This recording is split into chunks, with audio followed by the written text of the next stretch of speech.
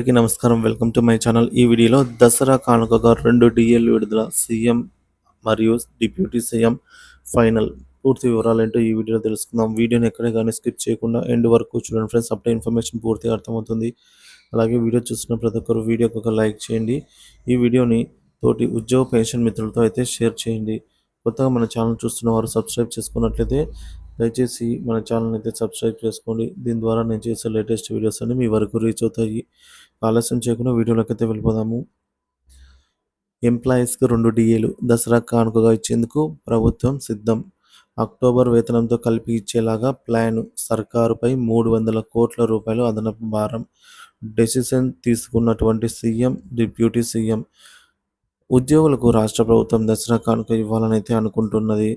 పెండింగ్లో ఉన్నటువంటి 4 డీఏలలో రెండింటిని క్లియర్ చేయాలని అయితే భావిస్తుంది. నవంబర్ 1 తారీఖున అందుకోబోయే అక్టోబర్ జీతంతోనే ఈ అమౌంట్ను కలిపి ఇవ్వాలని అనుకుంటోంది. ఈ మేరకు ఆర్థిక శాఖ కసరత్తు చేస్తున్నది. 2 డీఏలను క్లియర్ చేస్తే సర్కారుపై 300 కోట్ల భారం పడుతుందని ఆఫీసర్లు ప్రాథమికంగా అంచనా వేశారు.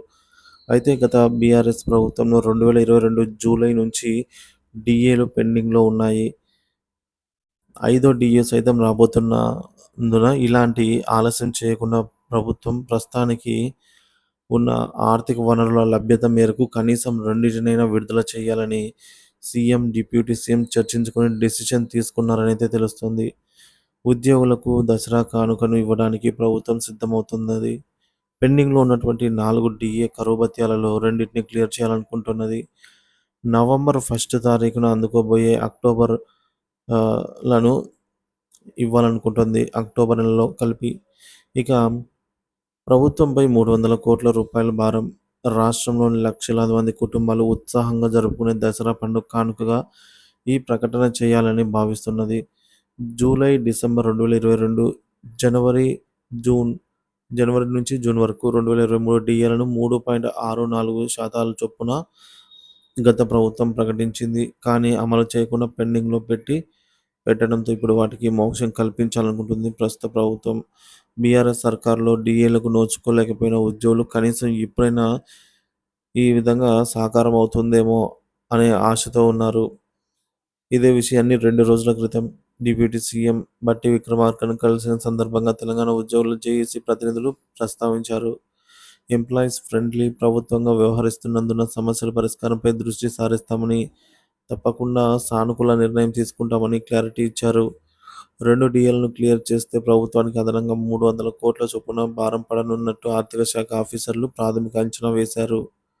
వచ్చే ఆర్థిక సంవత్సరంలో మరో రెండింటిపైన డెసిషన్. ఇప్పటికే ఉద్యోగుల శాలరీలు, రిటైర్డ్ ఎంప్లాయీస్ పెన్షనర్స్ కోసం దాదాపుగా 4,800 కోట్ల రూపాయలు ప్రతి నెల ఖర్చు చేస్తున్న ప్రభుత్వం ఇప్పుడు 2 డీఏలను క్లియర్ చేసే వచ్చే ఆర్థిక సంవత్సరంలో మరో రెండింటిపైన నిర్ణయం తీసుకునేలాగా ఆలోచిస్తోంది. ప్రభుత్వ నిర్వహణలో ఉద్యోగుల పాత్రను గుర్తించిన ప్రభుత్వం ఈ దిశగా అధికారిక ప్రకటన చేయనుంది.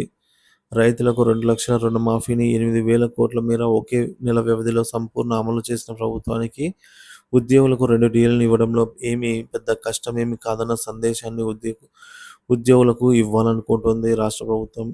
ఈ రెండింటిని క్లియర్ చేస్తే ఇంకా జూలై నుంచి డిసెంబరు 2023, అలాగే జనవరి నుంచి జూన్ 2024 పెండింగ్లో ఉంటాయి డీఏలు. మరికొన్ని రోజుల్లో కేంద్ర ప్రభుత్వం డీఏ ప్రకటించగానే రాష్ట్ర సర్కారు కూడా అదే తరహాలో అనౌన్స్ చేయాల్సి ఉంటుంది.